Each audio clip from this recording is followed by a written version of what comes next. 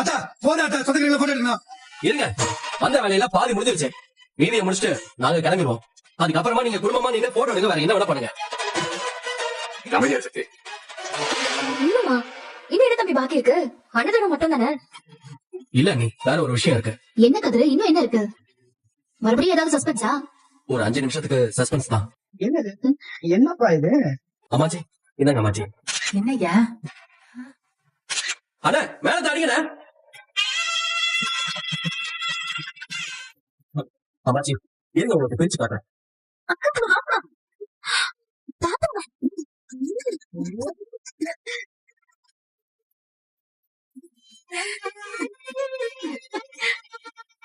ஐயா இது உன் தாத்தா. ஐயா தாத்தா கதிரே, உங்க தாத்தாப்பா.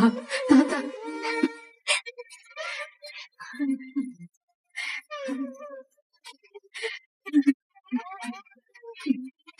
எத்தனை வருஷமாச்சு இந்த மனுஷனை பார்த்து.